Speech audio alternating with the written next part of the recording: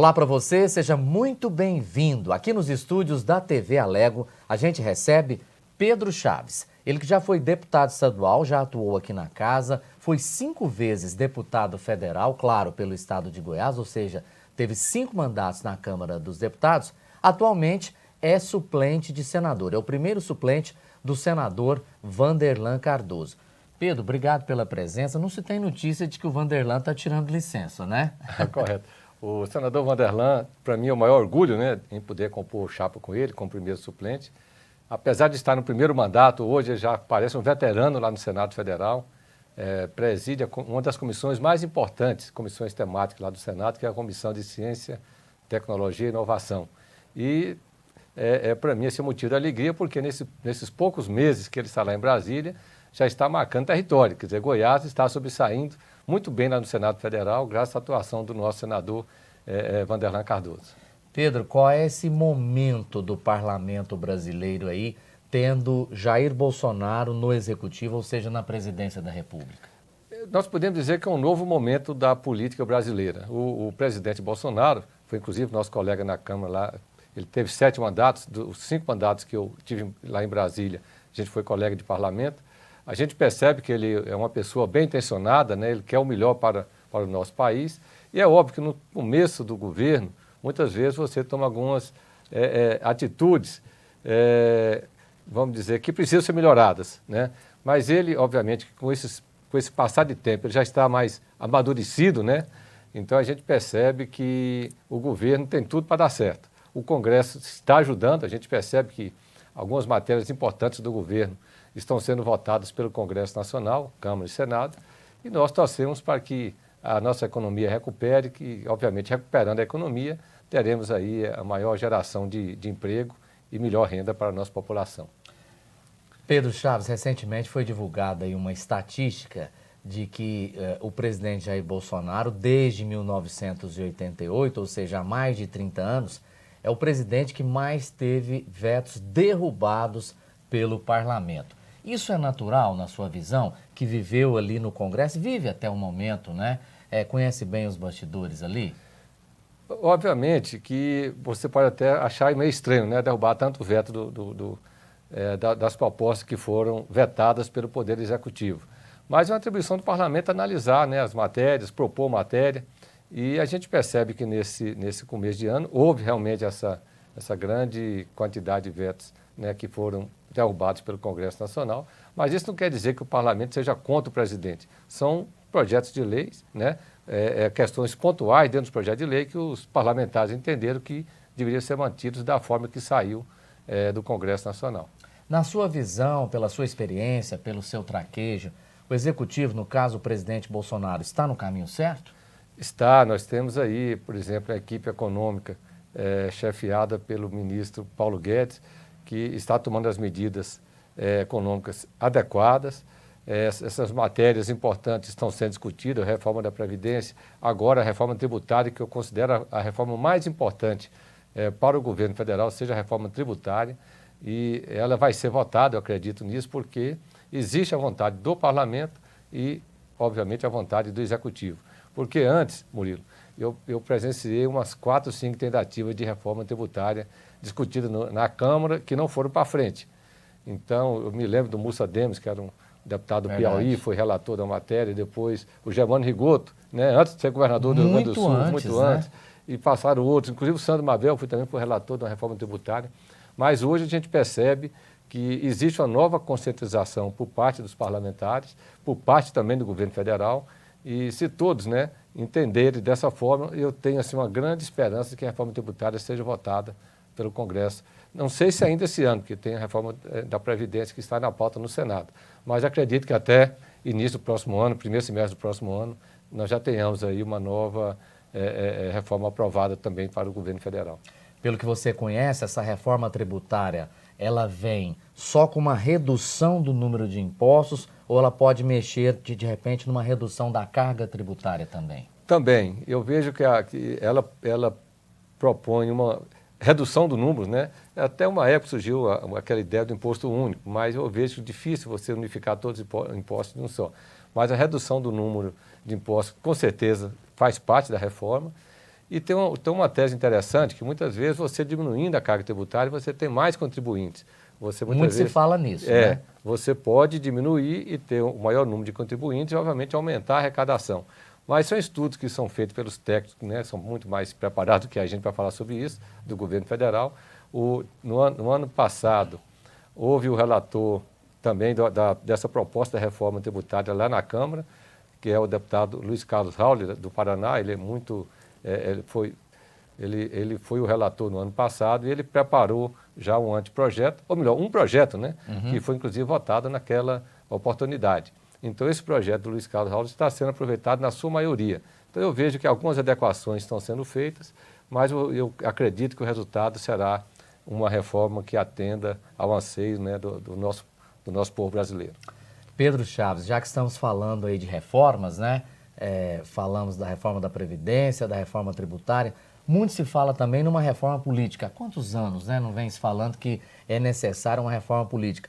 Tem deputados, por exemplo, que entende, que enxerga que a reforma política é a mãe de todas as outras reformas. Será que tem espaço também nessa legislatura para uma reforma política? Ou é difícil em função dessas eleições a cada 2 anos? As eleições a cada 2 anos acabam atrapalhando. Mas o Congresso tem feito, não aquela reforma profunda, mas pequenas reformas que vão aos poucos. Nós tivemos, por exemplo, na minha época, né, agora 2 anos atrás, nós votamos a cláusula de barreira, ou cláusula de desempenho, né, como alguns gostam de falar, onde determinados, os partidos precisam ter um número determinado de votos em 9 estados da federação para que tenha acesso ao fundo partidário e ao tempo, né, na mídia, né, de rádio e televisão. Com isso, nós vamos ter uma redução grande do número de partidos. E essa cláusula de barreira, ela aumenta gradativamente. Então, eu vejo que hoje nós temos, se não me falha a memória, 35 partidos registrados no Tribunal Superior Eleitoral. E uma fila lá aguardando o registro, né? Com essa reforma que nós aprovamos, pequena reforma que nós aprovamos, deve reduzir para algo em torno de 20 e poucos partidos. E nas próximas eleições deve cair para algo em torno de 10, 12 partidos. Essa é a minha visão. Então, eu vejo que isso ajuda muito, né? Não é uma reforma completa, mas é uma mini-reforma que ajuda o sistema eleitoral brasileiro. E já para o ano que vem, né, 4 de outubro do ano que vem, é o primeiro turno das eleições 2020 para prefeito e vamos também eleger vereadores, já prevê também o fim das coligações, proporcionais, né? Proporcionais. Na eleição para vereador. Qual a sua visão? Pois é, isso fortalece os partidos. Vai mesmo? Vai fortalecer, porque você elimina aquelas coligações que juntavam 4, 5, 6 partidos pequenos para eleger 2, 3 vereadores ou deputados. Agora você vai ter que fortalecer o seu partido. Então, aqueles partidos que não têm condições de lançar candidatos para alcançar o quociente eleitoral, nós vamos ver que esses candidatos vão migrar para os partidos mais sólidos, né? Então, isso, obviamente, vai fortalecer os partidos. Pedro Chaves, mudou muito o jogo político, o tabuleiro político em Brasília? Por que a pergunta? Desde janeiro de 2003, o Brasil vinha sendo governado pelo PT, né? Com Luiz Inácio Lula da Silva, 2 mandatos. Depois Dilma Rousseff também com mais 2 mandatos. Teve o impeachment, Michel Temer assumiu. Mas de janeiro para cá está aí à frente do Executivo Jair Bolsonaro. Mudou muito o tabuleiro político em Brasília? Ah, sim, muda, porque saímos de um governo de esquerda para um governo, vamos dizer, de extrema-direita. Então, obviamente que muda significativamente. Agora, o que eu vejo que é importante é que o governo do presidente Bolsonaro, eu não sou da base, não apoio, nem sou oposição, sou independente. Então, muito pelo contrário. Muito pelo contrário, sou independente. Eu posso falar fazendo análise crítica, né? Mas eu vejo que ele é uma pessoa, ele é um governo, está bem intencionado. Os ministros, a gente percebe com obviamente, algumas exceções, mas os ministros, na grande maioria, são preparados, né? Então, principalmente na área econômica, que é a espinha dorsal de qualquer governo. Com o ministro Paulo Guedes. Paulo Guedes, a equipe econômica, o ministro é o cabeça, mas a equipe toda é uma equipe bem preparada. Então, eu vejo que tem tudo para dar certo. E com esse apoio do Congresso Nacional, apesar do governo não ter base, o partido do presidente tem pouco mais de 50 deputados, no universo de 513, ou seja, 10%. Então, existe vamos dizer, essa vontade do parlamento em ajudar o Brasil a dar certo. Da mesma forma no Senado, o partido do presidente também não tem representação, são poucos senadores. Mas a gente percebe que nas votações importantes a maioria está lá presente, então eu vejo que existe essa consciência do Congresso em ajudar o governo a dar certo. Isso acontecendo é óbvio que é bom para todos nós brasileiros. Agora, você conhece bem, tem muita experiência. Sem uma base na Câmara, sem uma base no Senado, ou seja, sem uma base no Congresso, fica um pouco difícil governar, não? Pois é isso que eu estou te dizendo. O governo não tem essa base, mas o Congresso está votando as matérias do governo por entender que é importante para o país a aprovação dessas matérias. Então, eles, mesmo sem a base, estão conseguindo aprovar matérias que muitos presidentes tentaram e não conseguiram, que é a reforma da Previdência. Bom, vamos falar sobre economia. Lá no início da entrevista a gente comentou, né, da economia voltar a crescer. Uma coisa interessante, Pedro, que chama a atenção, a taxa Selic caiu bastante o seu percentual. Jamais tínhamos visto uma taxa Selic como essa, né? Será que é um dos caminhos? A taxa Selic caiu porque realmente existe solidez na nossa economia. Então, ela está tendo uma redução, teve uma redução gradativa e hoje, se me falha a memória, está em 4,75 ou 5, 5%. 5, né? Então, nós já chegamos a 14, né? 14, Sim, 13, 14. mais de 14%. Então, essa redução é um sinal da recuperação econômica.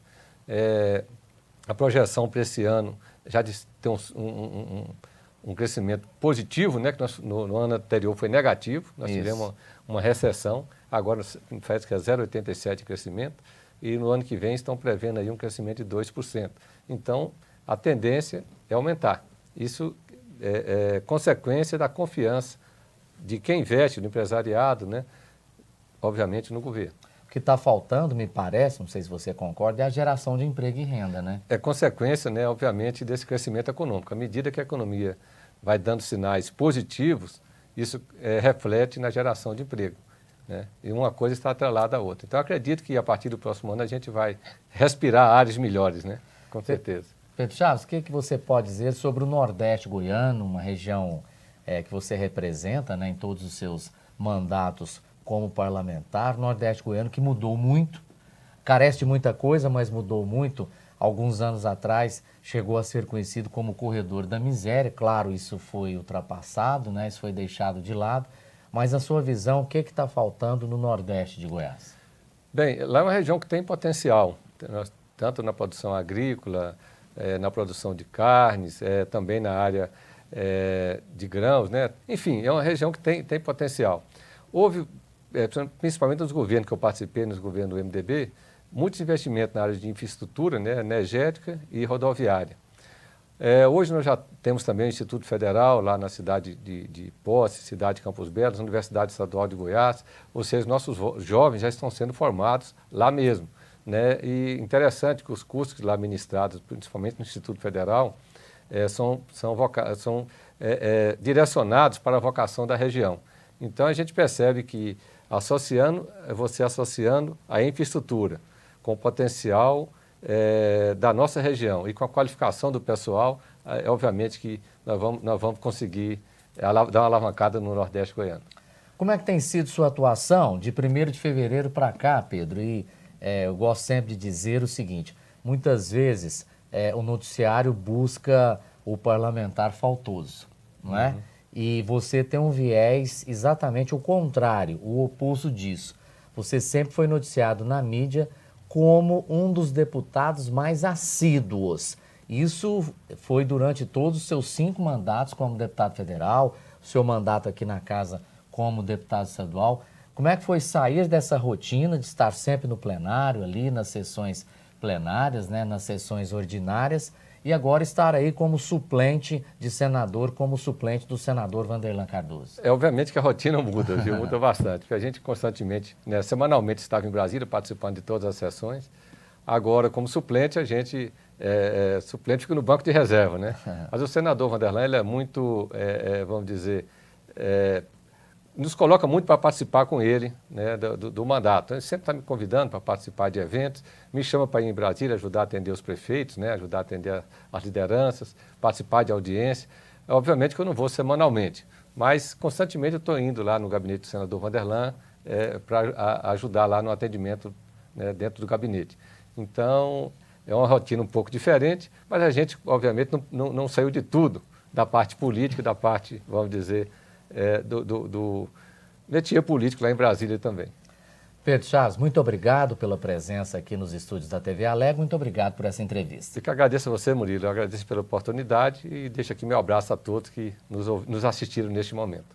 Este, então, Pedro Chaves, hoje suplente de senador, já foi deputado estadual e já foi deputado federal por 5 mandatos. Muito obrigado pelo carinho da sua audiência e um grande abraço.